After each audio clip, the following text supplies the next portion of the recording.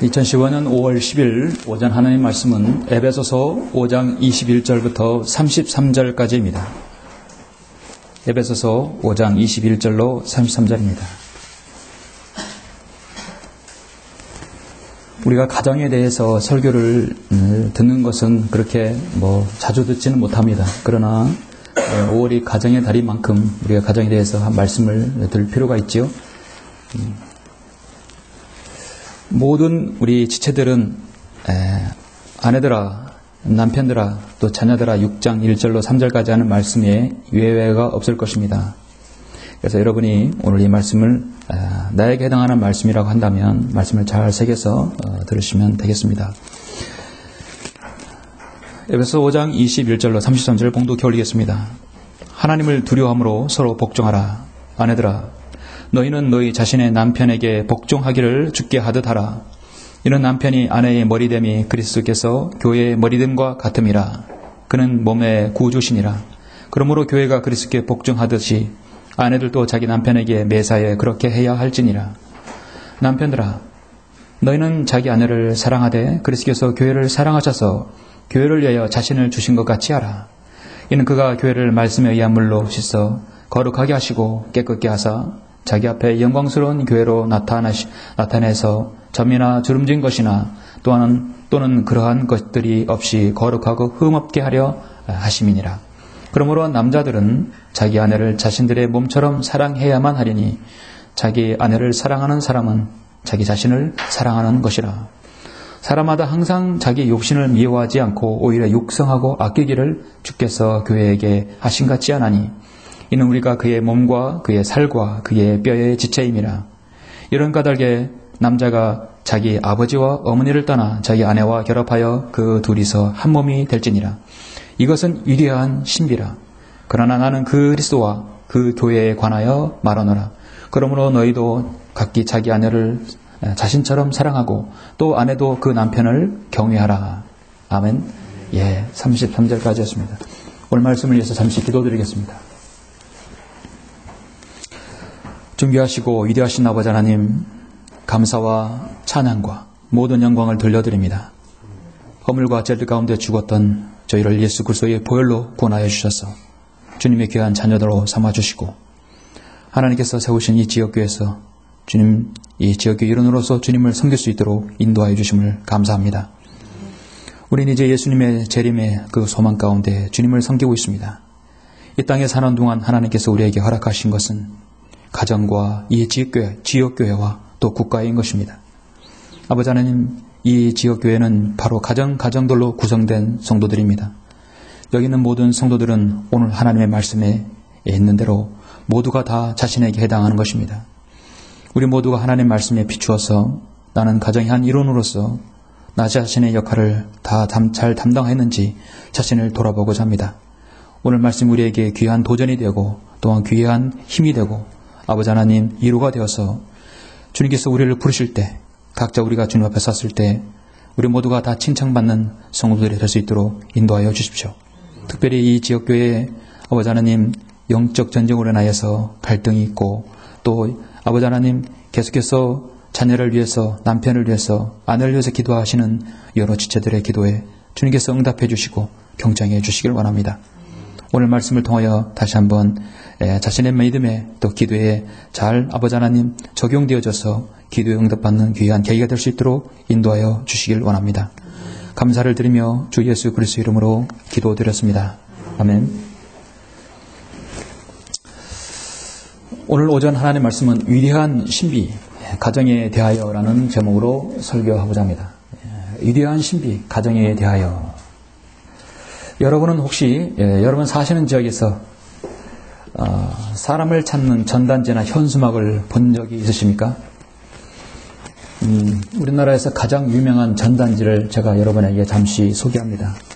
여러분 실종된 송혜이 좀 찾아주세요 라는 이 전단지를 보신 적이 있으시죠? 대한민국 사람이라면 아마 분명히 보셨을 것이에요. 서울 한남대교 남단이든 천안의 저기 오거리든 간에 어디든 여러분이 눈이 가는 곳에는 아마 실종된 송이 좀 찾아주세요라는 전단지를 보셨을 것입니다. 아마도 나는 본 적이 없는데 라고 하면 오늘 이 설교를 들으시고 나가시면 어디든 돌아다니시면 여러분이 볼 수 있을 것입니다. 서울에 가든 어디를 가든 전국 어디를 가든 여러분이 볼 수는 있어요. 여러분 관심이 없어서 그렇지 사실 볼 수 있습니다. 실종된 사람을 찾고자 하는 전단지나 현수막은 많이 있습니다. 제가 소개한 이 실종된 송이 좀 찾아주세요 이 전단지는 적어도 자동차를 운전하는 사람이라면 기억을 잘 되새겨보면 아마도 한 번 이상은 보셨을 것입니다. 저도 서울에 교회를 갈 때 서울 성인침례교회 갈 때 한남동의 남단에서도 보았고 전안에서 여러 번 걸려있는 것을 보았습니다. 사실 참 애타게 찾는구나. 근데 사실 기억으로 언제부터 저 광고를 봤는지는 저 기억이 안 나는데 설교를 준비하면서 이 광고가 16년 됐다는 사실을 여러분 아십니까? 실종된 송혜를 찾아주세요. 이 현수막의 주인은 16년째 자신의 실종된 딸을 찾는 혜희 아빠 송길용 씨입니다. 실종된 송혜희 양은 지난 1999년 2월 13일 밤 10시경에 마지막 버스를 타고 집 앞 버스 정류장에서 내렸는데 그날 밤 이후로 16년째 실종 상태입니다. 당시 버스 기사의 증언에 의하면 30대 성인 남성이 술을 취한 채 송량의 띠를 따라 내렸고 어둠 속으로 함께 걸어가는 모습이 마지막이었다고 하는데요. 아직까지 이 30대 이 남자는 유력 용의자로 보고 있으나 행방을 찾지 못하고 있다고 합니다. 지난 16년이 지난 현재도 이 송량의 아버지 송길용 씨는 올해 61세 되니까 당시에 여러분 어떻습니까? 약 45세쯤 되겠죠? 자신의 생계를 포기한 채 차를 타고 전단지를 붙이고 전국 팔도를 돌아다녔다고 합니다. 지금도 돌아다니고 있습니다. 송혜 양은 당시 송탄여고 2학년 때 재학 중이었고요. 전교에서 1, 2등 할 정도로 영특하고 공부도 잘했으며 국회의원으로부터 장학금도 받기도 했다고 합니다. 아버지 송길용 씨는 이 혜희 양을 찾기 위해서 자신의 아내와 트럭을 몸을 싣고 전국 방방곡곡을 다 헤집고 돌아다녔습니다. 아내도 2003년은 결국 딸을 찾다가 우울증까지 겹치고 많은 병으로 인해서 결국은 딸을 찾는 전단지를 끌어안고 세상을 떠났습니다. 아버지 송 씨는 잃어버린 딸을 찾기 위해서 지금까지 전단지만 200만 장을 돌렸습니다. 제가 200만을 돌렸을 때 한번 세봤어요. 우리 교회가 12년 됐으니까 저희가 오늘 전단지를 차에 지금 한 세트를 지금 실어놨거든요. 이제 가지고 올라와야 되는데 1년에 보통 저희들이 한 6번 3,000장, 4,000장 된 것을 보통 10번은 찍어내니까 12년 동안 우리가 사용하는 것보다 훨씬 더 많이 찍어냈다는 사실이에요. 현수막은 4,000여 장, 전국을 누빈 거리는 70만 킬로. 딸한테서 전화가 올까 해서 당시의 016번호를 아직도 바꾸지 않았다고 합니다.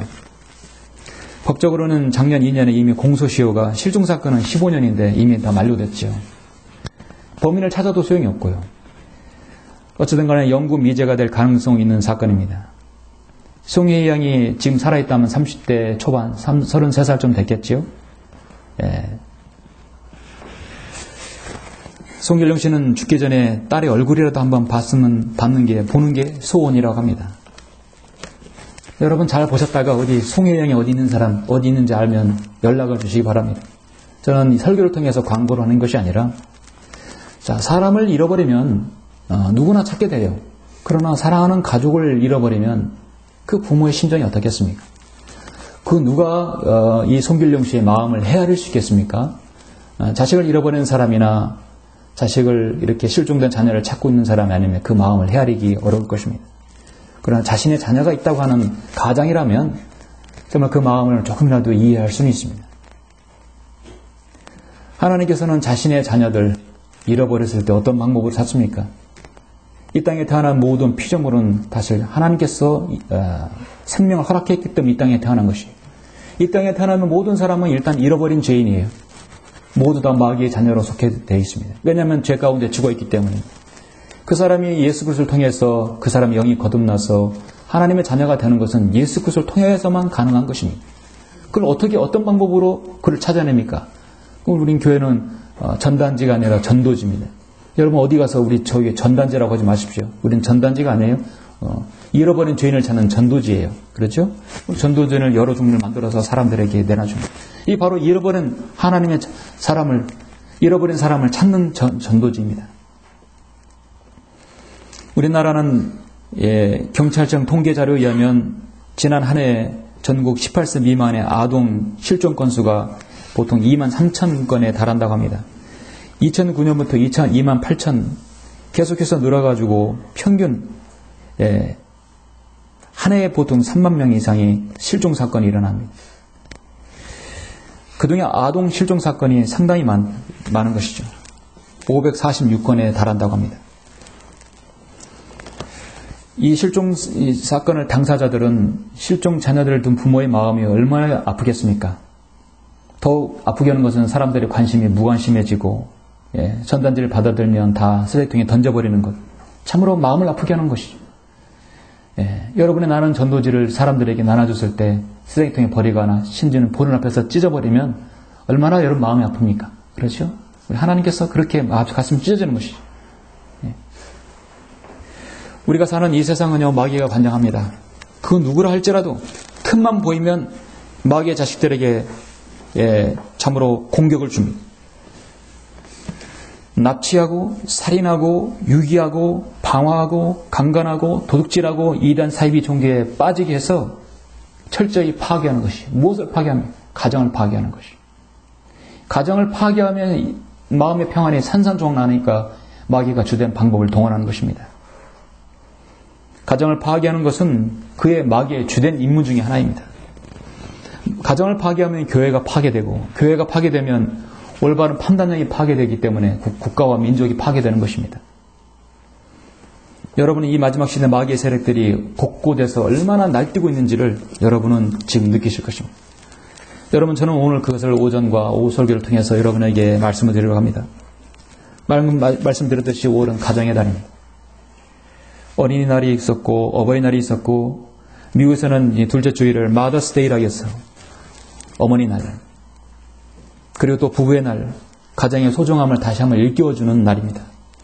그런데 5월달에 더 많이 가정폭력사건, 살인사건, 사고들이 더 많은 때이죠. 인생에서 가장 중요한 인간의 세 가지 문제가 있습니다. 퀘스천이, 모든 사람이 땅 태어나면 자신이 퀘스천을 가지고 있어요. 나는 죽어서 내 혼이 어떻게 될 것인가? 나는 죽어서 어떻게 될 것인가? 모든 사람 가지고 있어요. 이 질문을 스스로에게 질문해야 합니다. 나는 죽으면 어떻게 될 것인가? 전기불 소켓이 나가서 딱 꺼지면 그냥 여호와 증인처럼 모든 것이 끝난다고 사는 것이, 그것이 아니죠. 두 번째는 영원한 거처가 정해진 그 사람은 나는 어떤 생을 보낼 것인가? 나는 죽어서 어디로 갈 것인가?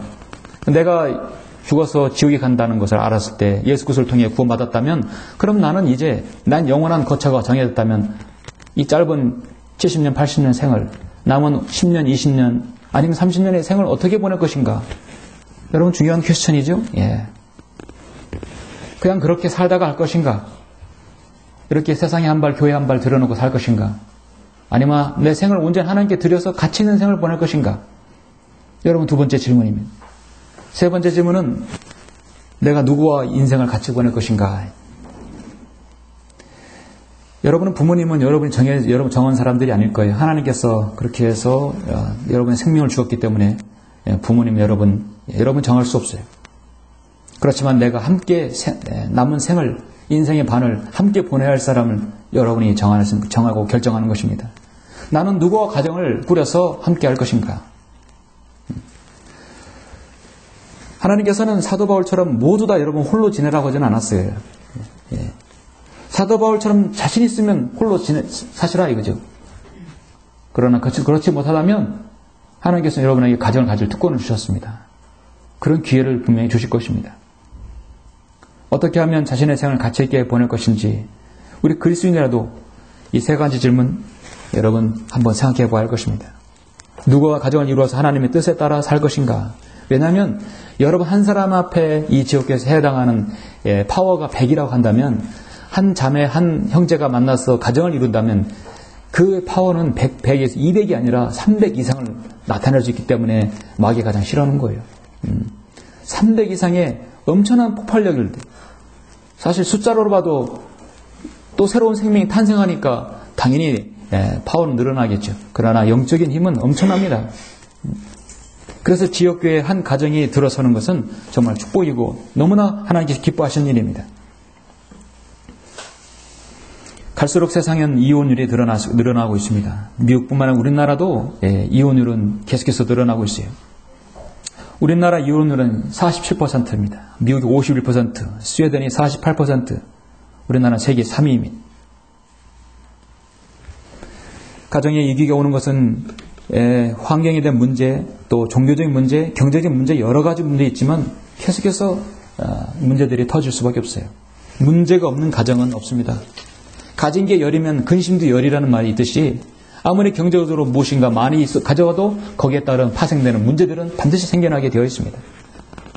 설교자 사무엘 차드위크는 기도는 하나님의 자비를 여는 열쇠이며 사탄의 침입을 막는 자물쇠다. 함께 기도하는 가정이야말로 모든 것을 함께하는 모든 것 막는 열쇠이다. 막는 문이다. 이를 가장 잘하는 사탄은 이 가정에서 이 기도를 뺏어간다. 그리고 파괴하고 있다는 것입니다. 오늘날 이 마지막 시대에 가장 집요하게 공격하고 또 여러분 방해하는 것이 바로 그리스도인의 가정입니다. 성경대로 믿는 지역교회의 가정 더욱더 그러합니다. 실로 엄청난 공격이죠. 저도 그런 걸 경험했고 여러분도 경험하고 있을 것이에요. 그 공격에 의해서 얼마나 여러분이 잘 방어하고 잘 인내하고 견디느냐 중요한 것입니다. 그런 시점에서 오늘 저는 가정의 달, 오늘 이 주일, 오늘 이 기회를 통해서 정말 성경적으로 아름다운 위대한 신비인 그 가정에 대해서, 여러분에 속한 그 가정에 대해서, 여러분의 그 구성원이라면 나는 어떻게 해야 될 것인가를 한번 생각해 볼 수 있는 귀한 숙고하는 시간을 가졌으면 합니다. 방금 제가 읽어드린 봉독한 본문 에베소서 5장은 너무도 유명한 장이죠. 가정에 대한 말씀에서 에베소서 5장을 떼어놓고 제시하기란 어렵습니다. 신약성경은 사도 바울의 서신서, 구약시대 유대인에게 하신 말씀이 아니라 오늘날 예수 그리스도를 믿고 구원받은 바로 여러분들에게 해당하는 말씀입니다. 그 중에 위대한 신비인 가정에 대해서 에베소서 5장 21절에서부터 말씀하고 있죠. 한 가정이 탄생할 때 주례사가 많이 쓰는 본문이기도 합니다. 그만큼 중요한 것이죠. 제가 방금 기도했지만 국가, 로마서 13장 11, 12절, 교회 디모데전 3장 15절, 그리고 에베소서 5장의 이 말씀, 가정, 국가와 교회, 가정, 바로 하나님께서 추인하신 기구입니다. 그런데 이 세상에서 가장 먼저 하나님께서 만드신 기구가 국가도 아니고 교회도 아니고 바로 가정이라는 사실입니다. 잠깐 여러분 창세기 2장을 한번 보시겠습니다. 실제로 하나님께서 추인하신 기구가 무엇인가? 가장 창세기 2장 18절 보시면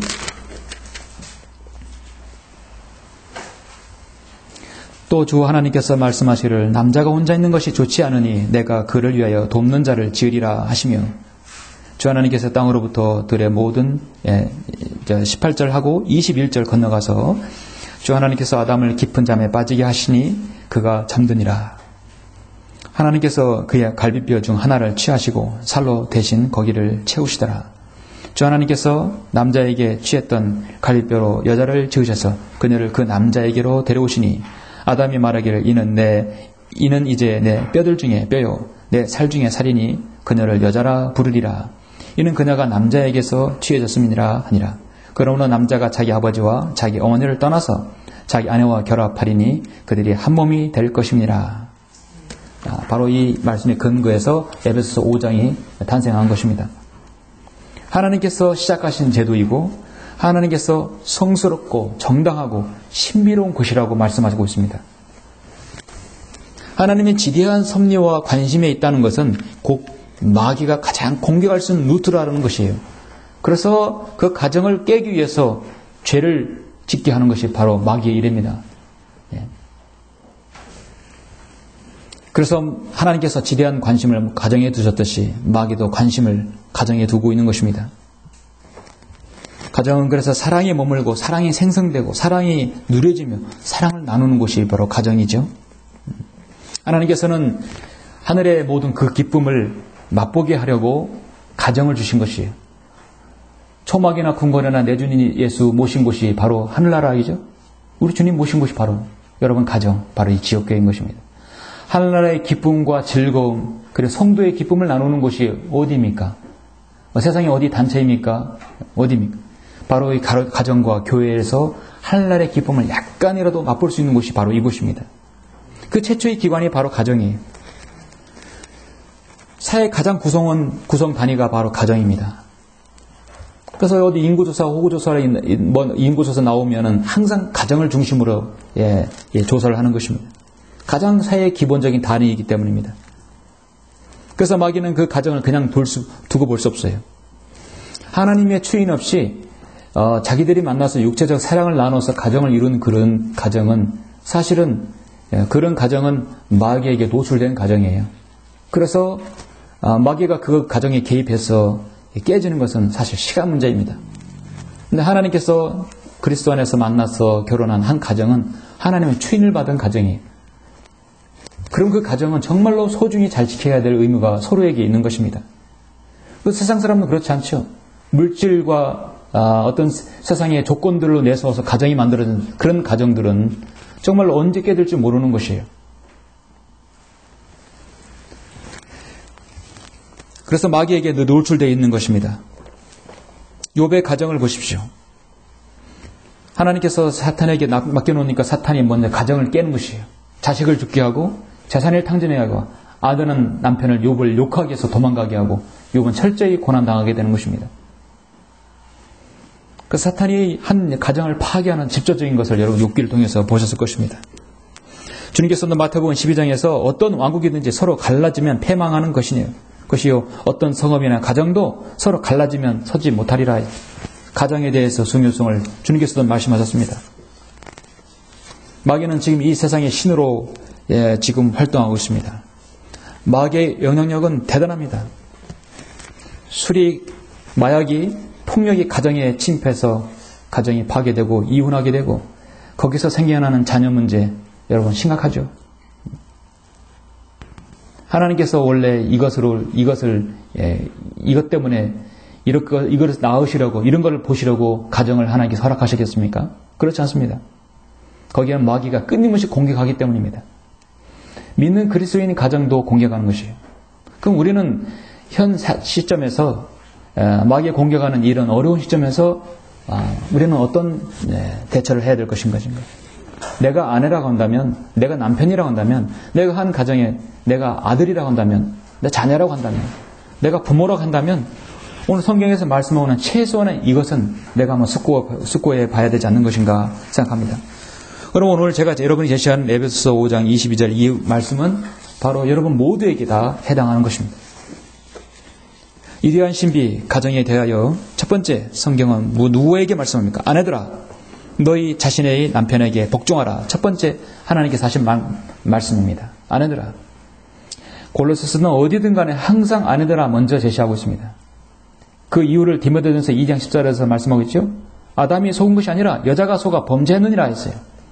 하나님께서 금지한 열매를 먹지 말라는 것을 아담에게 제시했지만 사탄은 누구에게 갔습니까? 아담에게 것이 아니라 여자에게 갔어요.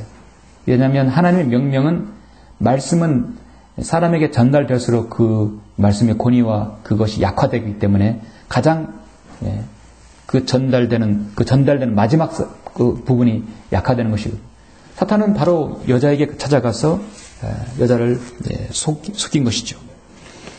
아담이 먼저 속은 거니 여자가 먼저 속았기 때문에 항상 지적은 권면은 여자가 먼저 받게 됩니다. 그래서 성경은 항상 여자인 아내들에게 먼저 권면하시고 있는 것입니다. 자, 여러분 22절부터 길진 않습니다. 24절까지 보시면 아내들아 너희는 너희 자신의 남편에게 복종하기를 주께 하듯 하라. 이는 남편이 아내의 머리됨이 그리스도께서 교회의 머리됨과 같음이라. 그는 몸의 구주시니라. 그러므로 교회가 그리스도께 복종하듯이 아내들도 자기 남편에게 매사에 그렇게 해야 할지니라. 그렇죠? 창세기 2장 18절에 보면은 여자의 임무에 대해서 말씀하고 있어요. 여자는 협력자예요. 협력자, 돕는 자라고 분명히 말씀하고 있습니다. 또 주 하나님께서 말씀하시는 남자가 혼자 있는 것이 좋지 않으니 내가 그를 위하여 돕는 자를 지으리라. 헬퍼예요. 돕는 자입니다. 아담이 모든 가축과 공중의 새와 들의 모든 짐승에게 이름을 주었으나 아담이 자기를 돕는 자를 찾지 못하더라. 그래서 아담을 깊은 잠에 빠지게 해서 갈피를 취해서 만들었어요. 그게 바로 여자입니다. 이 여자는 항상 남자를 돕는 헬프 미트라고 성경은 말씀을 해서 돕는 자입니다. 아담에게는 완벽한 환경을 부여받았습니다. 능력을 부여받았고 모든 동식물 이름을 지을 수 있는 능력을 받았어요. 에덴 동산을 책임지는 광범위한 그런 권위와 모든 것을 능력을 받았어요. 모든 건 완벽했지만 부족한 것이었습니다. 그를 돕는 자가 없었다는 것이죠. 자신과 똑같은 한 사람이 없었어요. 모든 동식물은 암수가 있었지만 자신에게는 없었습니다. 여자는 이분은 남자를 돕는 데 필요한 요소가 될 수 있도록 그렇게 창조된 것입니다. 창세기 3장 16절에서 너의 바람은 남편에게 있으니 남편이 너를 주관할 것이니라. 남편이 너를 주관할 것이라 했는데 오늘날 사람들은 여자가 남자를 주관하기도 해요. 유튜브를 어디 설교를 보시면 교회들, 특히 서울 우리들 교회, 또 무슨 교회 보면은 여자 목사들이 판을 치고 있습니다. 요즘에는 여자 목사, 침례교도 여자 목사 있고 장로교, 은사주의 다 여자 목사도 해요. 여자 목사가 있는 교회는 그거는 가짜 교회예요. 여자에게 강단에서 설교할 수 있는 권위를 주신 적이 없어요. 감독은 한 아내의 남편이어야 한다 하겠어요. 한 아내의 남편이어야 된다. 성경은 남자를 하나님께서 권위를 주셨어요. 여자는 오직 돕는 자입니다. 통상적으로 사장님 부인은 사모님, 목사님 부인은 사모님이라고 하죠. 그러면 여자 목사 같으면 그 남자를 뭐라고 불러야 돼요? 사부님이라고 불러야 돼요. 사부님. 그렇죠? 네. 사부님이라고 불러야 돼요. 이 말이 됩니까? 그래서 교회의 머리됨과 같이 남편이 아내의 머리됨을 알아야 하는 것입니다. 아내는 그래서 순종함으로 남편을 따라야 합니다. 하나님께서는 아내가 남편에게 권위를 행사하는 것 허락한 일이 없었어요. 이게 바로 엮이는 과정입니다. 남편은 아내를 사랑으로 기꺼이 죽을 수 있기 때문에 아내는 남편을 위해서 대신 그 명령을 따르는 것입니다. 성경에서 잠언 31장 현숙한 여인이 나오죠. 어떤 여인이 현숙한 여인입니다. 하나님을 경외하고 남편에 복종하고 지혜를 겸비해서 자녀를 잘 양육하고 정조를 지킬 줄 아는 여인이 바로 현숙한 여인입니다. 그래서 내가 아직 결혼하지 못한 우리 청년이라면 내게 이런 사람을 주십시오. 그래서 성경을 딱 펴놓고 기도하시오. 어디다가 잠언 31장 놓고 이런 여자를 주십시오. 구체적으로 기도하시면 구체적으로 응답받습니다. 그죠? 아내는 자신 자녀들에게 남편이 존경의 대상이고 남편에게 칭찬의 대상이 되어야 됩니다. 남편의 약점을 자신의 친정에게나 아는 사람에게 전화해서 조잘조잘 다 얘기해버리면 스스로 누워서 침 뱉기죠. 남편의 권위를 스스로 신뢰를 떨어뜨리는 것입니다. 동조자를 얻고자 하는 것입니다. 심판하신 분은 하나님이세요. 근데 아내가 남편에 대한 심판할 수가 없는 것이죠. 행여나 육신적으로 보였다 하더라도 기도해야 되겠죠. 네. 남편이 구원받지 못하였거나 이 진리로 하나 되지 못했을 때는 아내의 역할은 더욱더 중요합니다. 무엇보다도 하나님께 자신을 눈물로 아뢰어야 합니다. 한나가 기도했듯이 그렇게 기도해야 할 것입니다. 여러분 잠시 베드로전서 3장 1절을 한번 보시면 좋은 지침이 될 수 있습니다. 베드로전서 3장 1절.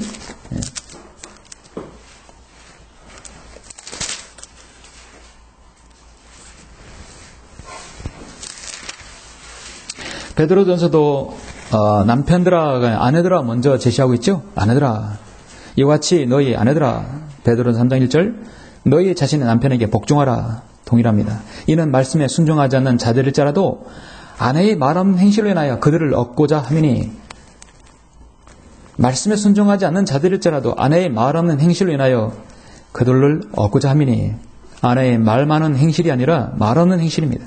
이는 그들이 두려움 가운데 행하는 너희의 정숙한 행실을 봄이라.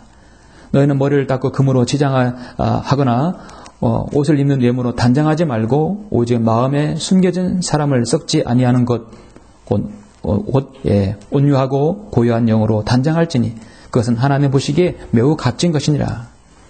온유하고 고요한 영, 참으로 여러분 진리의 말씀 가운데 기도하는 여인이겠죠. 예전에 하나님을 신뢰했던 거룩한 여인들도 이와 같이 자기 자신의 남편에게 복종함으로써 자신들을 단장하였느니라. 대표적으로 바로 사라죠. 사라가 아브라함을 주라 부르며 복종했던 것 같이 너희가 선을 행하고 어떤 놀라운 일에도 두려워하지 아니하면 그녀의 딸들이 되느니라 했습니다. 좋은 본보기가 되죠. 자녀들에 대해서 어머니의 역할도 지대합니다.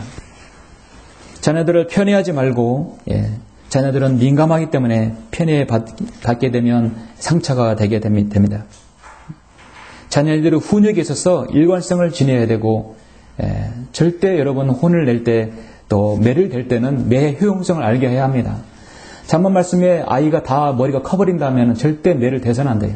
오히려 반감이 생길 수 있는 것입니다. 어릴 때부터 훈육할 때 때론 매는 필요하다고 성경은 말씀하고 있어요. 가능성이 있을 때, 희망이 있을 때 매를 대든다고 했습니다. 아이에게 훈육할 때 자존심을 상하게 해서는 안 되겠죠. 어떤 경우에서도 손 그 자체로 아이에게 대서는 안 될 것입니다. 자녀들의 특기가 있고 재능이 있다 한다면 그걸 잘 파악해서 다양한 경험을 통해서 자녀들에게 독립심을 길러줘야 할 것입니다. 자녀들이 무엇이 부족하돼서 그 부족한 것을 채워주기 위해서 자신의 과거의 어떤 부족한 심리를 위해서 그것을 어떤 부담 때문에 자녀들에게 과도하게 줘버리면 자녀들은 잘못 자랄 수 있겠죠. 어머니의 헌신적인 사랑을 어떻게 알 수 있는 것인가? 하나님의 자녀들은 반드시 알게 됩니다. 자녀들의 헌신적인 사랑을 통해서 하나님의 헌신적인 사랑을 이해하게 할 수 있는 것이에요. 그게 바로 위대한 신비인 것입니다. 그렇게 한다면 우리는 어머니는 자녀를 잘 기르는 것이고 남편에게 복종하는 것이죠. 위대한 신비 가정에 대해서 둘째, 남편들을 향한 하나님의 말씀은 무엇인가? 아내를 자신의 몸같이 사랑하라는 것입니다. 성경은 여러분 다 같이 말씀합니다. 25절부터 여러분 31절까지 보시면 남편들아, 우리 형제님들 잘 들어보십시오. 자신이 결혼해서 남편이 되면 이와 같이 해야 되고 현재 남편들은 그렇게 해야 할 것입니다. 너희는 자기 아내를 사랑하되 그리스도께서 교회를 사랑하셔서 교회를 위하여 자신을 주신 것 같이 하라.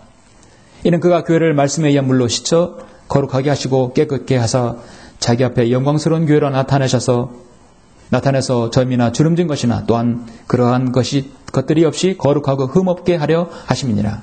그러므로 남자들은 자기 아내를 자신들의 몸처럼 사랑해야만 하리니 자기 아내를 사랑하는 사람은 자기 자신을 사랑하는 것이라. 사람마다 항상 자기 육신을 미워하지 않고 오히려 육성하고 아끼기를 주께서 교회에게 하신 것 같지 않으니 이는 우리가 그의 몸과 그의 살과 그의 뼈의 지체임이라. 이런 까닭에 남자가 자기 아버지와 어머니를 떠나 자기 아내와 결합하여 그 둘이서 한 몸이 될지니라.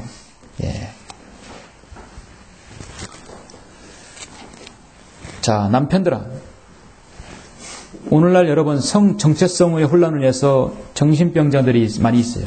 바로 동성애자들. 부부끼리인데 부부가 남자 부부가 있고 여자 부부가 있어요. 그러면 누가 남편이고 누가 아내겠습니까?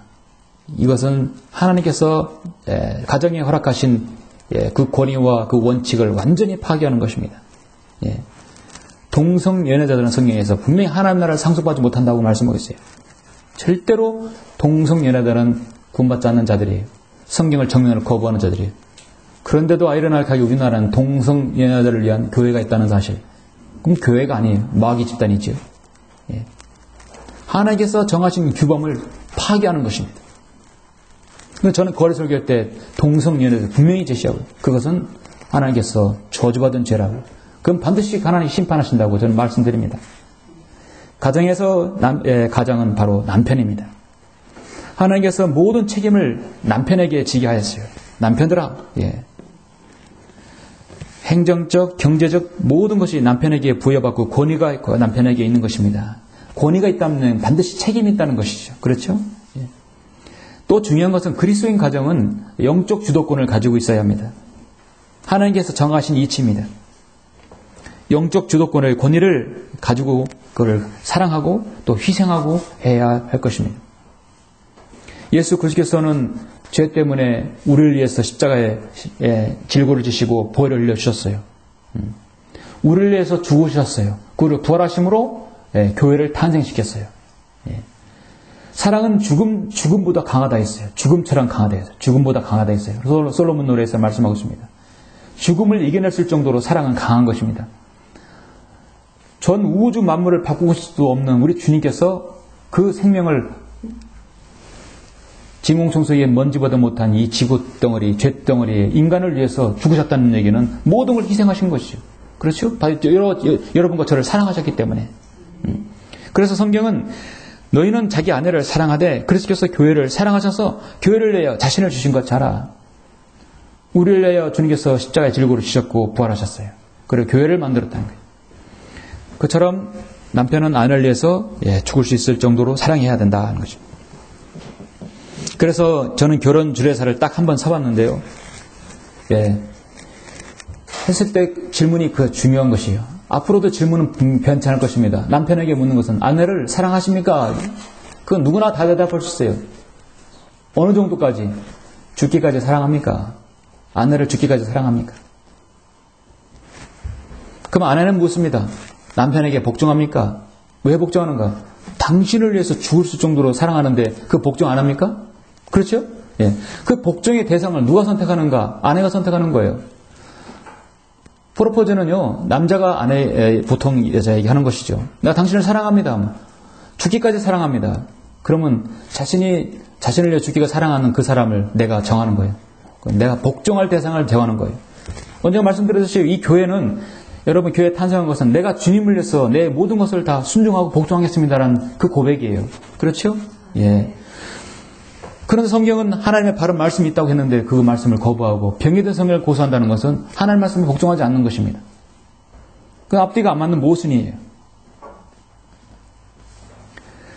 죽음보다 강한 그 사랑을 실현하신 주님께 복종하는 것은 교회의 의무이고 아내의 의무예요. 그렇죠?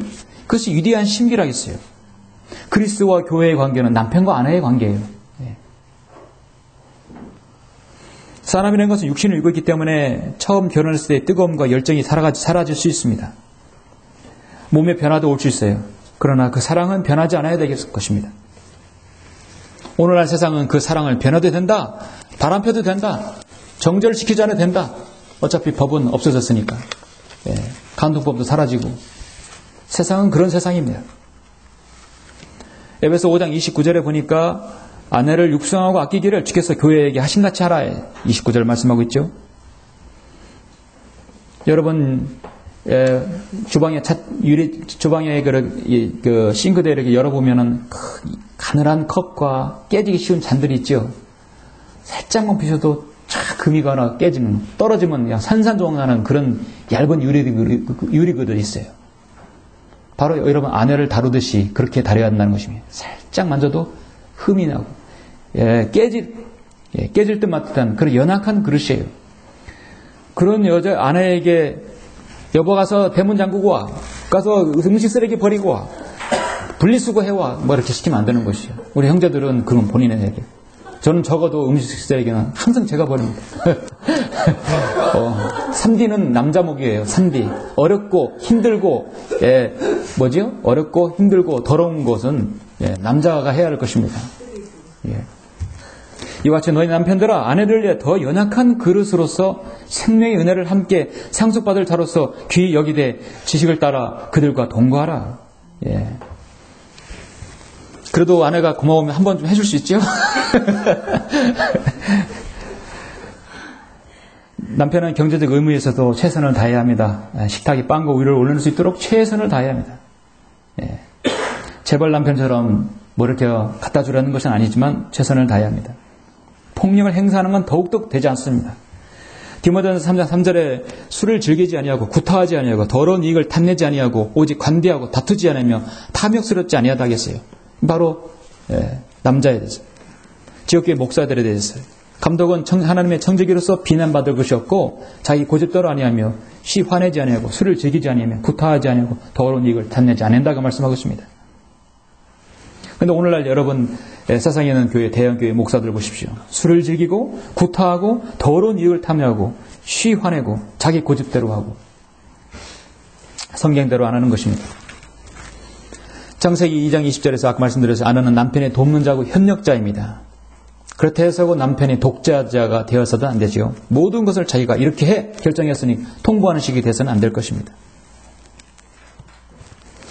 만약에 그럼 반대의 경우에서 아까 아내들아 했을 때 남편이 이 진리에 대해서 반대했어요. 구원받지 못한 상태라고 한다면 아내는 말없이 기도하라겠어요. 그 반대의 경우도 있어요.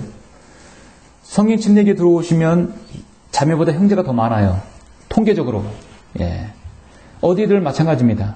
왜냐하면 영적인 분별력은 일단 남자가 더 논리적이거든요. 맹목적인 여러분 신천지라든지 하나님의 교회라든지 어디를 가보십시오. 그 얼마나 많은 아주머니들이 얼마나 많아요. 방석 가져와서. 얼마나 많아요. 여의도 순복음교도 그렇고 대다수 여자들이 분별력이 없이 속아 넘어가니까요. 예, 논리적이지 못해요. 왜 그런가? 그래서 진리를 먼저 알고 눈을 뜬 사람들은 대부분 형제들이 많습니다. 그래서 성경진회교회는 대부분 형제들이 더 많아요. 아내가 더 많이 반대하고 있어요. 우리 지역교회 목회자 안에도 한 지역교회 목회자 안에도 그렇게 반대하고 남편을 따라오지 않고 있습니다. 우리가 그럼 남편은 어떻게 기도할 것인가? 주님은 제 아내를 변화시켜 주십시오. 그 기도가 아니라 주님 제가 더 변하겠습니다. 더 간증을 드러낼 수 있도록 해야 합니다. 인간적인 감정을 버리고 마음과 시기를 버리고 육신적인 것을 버려야 할 것이죠.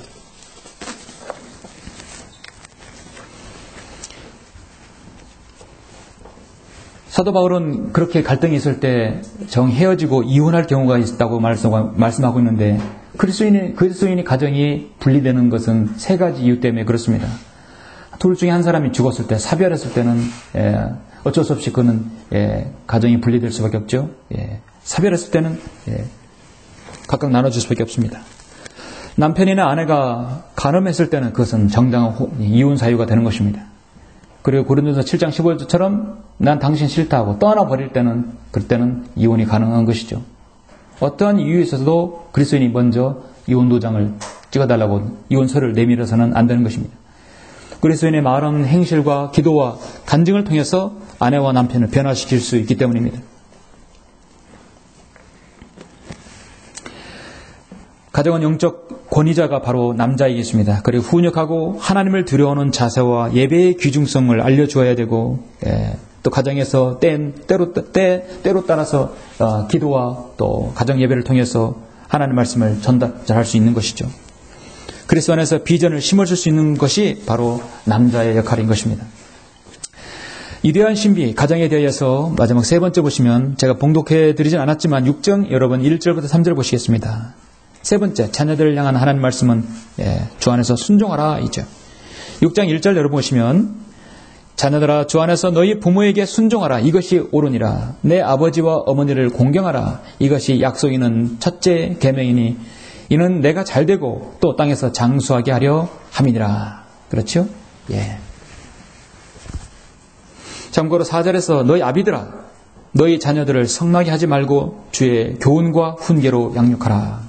자녀들은 먼저 주 안에서 부모에게 순종해야 합니다. 이것이 옳다겠습니다.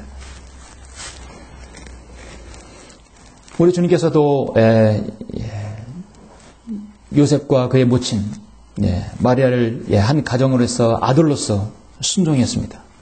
부모의 일을 도왔고 예수 그리스도도 친히 모범을 보여주셨어요. 부모를 공경하고 사랑하는 것을 순종하는 모습을 보여줬습니다. 성경은 이것이 바로 장수하는 비결이라고 말씀하고 있습니다. 자녀들은 부모에게 주 안에 순종하라 해서 그것은 능동적이죠. 수동적으로 순종하게 되면 온전한 순종이 되지 않죠.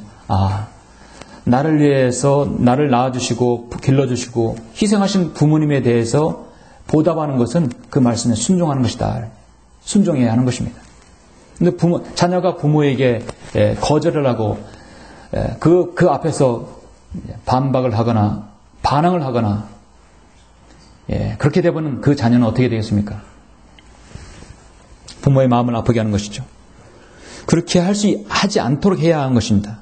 그렇기 때문에 너희 아비들아 4절에서 너희 자녀들을 성나게 하지 말라. 자녀를 성나게 하는 게 무엇 때문인지 아십니까? 자녀들에 대해 일관성이 없기 때문에 일관성이 있지 않고 상식을 파괴하는 것들로 양육하기 때문에, 기르는 것 때문에, 방치하기 때문에 자녀들이 성나게 되는 것입니다. 자녀를 성나게 하면 걷잡을 수 없어요. 청소년기에 지나면 걷잡을 수 없는 것입니다. 그러므로 주의 교훈과 훈계로 양육을 해야 할 것입니다. 시편 120절 3절에서는 자녀들은 주의 유업이라고 했습니다. 아버지와 어머니의 훌륭한 아버지 어머니 그리스도인 부모로부터 양육받은 자녀들은 화살통에 있는 화살이라 했어요. 여러분, 사냥꾼이 화살통에 화살이 가득해야 든든하죠? 무엇이어도 겁이 없는 것입니다. 자신의 자녀를 잘 양육했을 때 화살통에 화살이 얼마든지 쏠 수 있는 것이에요. 하나님께서 귀하게 쓰시는 것입니다. 여러분, 가정의 구성원 전체가 온전히 한 지역교회에 출석하는 것이 그렇게 여러분 어려운 것이에요. 마귀가 자녀를 공격하고 남편을 공격하고 아내를 공격하기 때문에 그렇게 어려운 것입니다. 그래서 우리 교회의 가장 중요한 기도의 주안점인 것입니다. 여러분이 자녀라고, 여러분이 아내이고, 여러분 남편이라고 한다면, 여러분 혹시 내가 홀로 믿음 생활하고 있다면 그 가능성을 누구에게서 찾을 수 있는 것인가? 그 가능성은 이 교회에 오지 않는 남편, 이 교회에 오지 않는 아내, 이 교회에 오지 않는 자식이 아니에요. 언젠간 돌아오겠지가 아니라 바로 나에게 있는 것이다. 그 칼자루는 공은 바로 나에게 있는 것이에요. 그 칼자루는 바로 나에게 있다는 것이에요. 변해도 누가 변해야 되겠습니까? 영적으로 내가 더 분별력 있고 더 부지런하고 여러분이 해야 할 도리를 해야 하는 것이에요. 해야 할 도리. 그리스도인이 아니라 상식적인 판단에서 해야 할 도리. 본을 보이고 육신을 드러내지 않고 선을 악으로 이겨야 하고 간증을 드러낼 수 있도록 기도해야 할 것입니다. 어떠한 부분에서도 빈틈을 보이지 않아야 돼요. 그 빈틈 보이면 나오지 않는 남편, 아내, 자신이 성경대로 믿는 교회 다니더니 그렇게 됐구나. 그렇게 돼버리면 전혀 간증을 드러내지 않아요. 지역교회 들어오시면 더 열심히 일하고 더 부지런히 일하고 더 모범을 보이고 더 빈틈을 보이지 말아야 합니다. 왜냐하면 나오지 않는 사람들은 마귀를 통해서 그걸 여러분 캐치하기 때문인 것입니다. 사랑하는 성도 여러분, 오늘 마지막 결론은 32절 33절에 말씀하고 있습니다. 이것은 위대한 신비라 했어요. 이건 신비입니다. 그러나 나는 그리스도와 그 교회에 관하여 말하노라. 이것 때문에 제시하고 있는 것이에요. 우리가 이처럼 가정생활의 기본 원리들을 잘 이해한다면 그리스도 안에서 원만하고 건전하고 성경적인 그리스도인 가정을 이루며 살 수 있는 것입니다. 가정이 실제적으로 교회의 기본 구성원이 되어서 헌신하고 교회를 섬기며 주님을 섬길 때 그 교회는 강성하게 되는 것입니다. 고린도서 12장 말씀처럼 연약한 지체를 세워주고 자신의 달란트를 10분 활용하고 헌신하고 그렇게 했을 때 그 가정이 세워지고 그 가정이 세워진 가정이 많아질 때 교회가 강성해지는 것이죠. 위대한 신비 이 아름다운 가정을 위해서 여러분이 해야 할 목이 있습니다.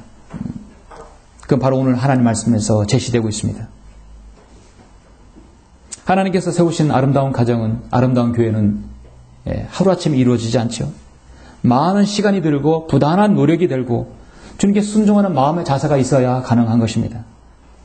가정이 하루아침에 만들어지지도 않았듯이 하루아침에 하나님께 잘 온전한 아름다운 가정이 될 수는 없어요. 꾸준하게. 그러나 이 한 가정이 사느냐, 한 가정이 파괴되느냐, 그것은 여러분, 우리 성경대로 믿는 그리스도인의 여러분의 먼저 어떻게 하느냐에 다 달려있는 것이죠. 북한의 독재자의 아들 김정은이는 행복한 가정이라는 말은 자체가 있을 수가 없어요. 그런 독재자의 가정, 그렇게 피비린내는 숙청을 하고 있는 그런 가정에서, 그런 집단에서는 행복한 가정이란 있을 수가 없는 것입니다. 진정으로 행복한 가정은 자유에 대한 이 대한민국에서, 거기에서 바로 이 그리스도인 가정에서 생겨날 수 있는 것이에요. 바로 누가 가질 수 있는 것인가? 여러분이 만들 수 있는 것입니다. 결론적으로 행복한 가정과 사랑이라는 단어는 참으로 따뜻하고 사랑스러운 단어입니다. 말씀 제목처럼 위대한 신비입니다. 사랑이라는 것이 어디서부터 나왔습니까? 하나님께서 아브라함에게 사랑하는 내 아들 이삭을 제물로 바치라 했습니다. 아브라함의 아들 이삭을 제물로 바치는 것은 하나님께서 자신의 아들 예수 그리스도를 희생시켜서 얻는 바로 그 좋은 중요한 예표의 첫 번째 예표인 것입니다. 그래서 사랑이라는 단어가 처음에 창세기 22장에서 처음 나오는 것이에요. 오늘 제가 말씀드렸듯이 위대한 신비인 이 아름다운 가정을 만들기 위해서 여러분 나 혼자의 노력으로 되지 않습니다.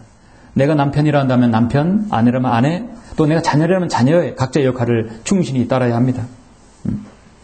오늘날 우리 대한민국은 가정의 위기입니다. 위기가 오고 있습니다. 이런 위기에서 우리가 극복하고 또 이것을 이겨내려면 우리 그리스도인은 각자의 소임을 다해야 하는 것이죠. 가정의 위기가 올 때 사회가 위기가 오고 민족 위기가 국가가 위기가 오는 것입니다. 가정이 살아야 교회가 살고 사실 가정이 살아야 교회가 살고 교회가 살아야 그 사회 구성원이 살고 그 구성원이 살아야 국가가 사는 것이에요. 이 국가가 왜 망하고 왜 그렇게 여러분 힘을 발휘하지 못하고 어렵습니까? 온전한 그리스도인 가정이 없기 때문에 그렇게 되는 것이에요. 하나님을 두려워하지 않는 가정이 생기기 때문에 그런 것입니다. 여러분 자신의 아름다운 가장으로서 아내로서 자녀로서의 그 밝은 자화상을 심어줄 때 스스로 노력할 때 여러분 성경에서 말씀하고는 위대한 신비 가정이 이룩될 수 있는 것입니다. 여러분 한 사람 한 사람이 그런 아름다운 가정의 구성원이 될 수 있도록 늘 기도하길 원합니다. 그래서 모든 아름다운 가정이 다들 되시길 간절히 바랍니다. 기도하시겠습니다.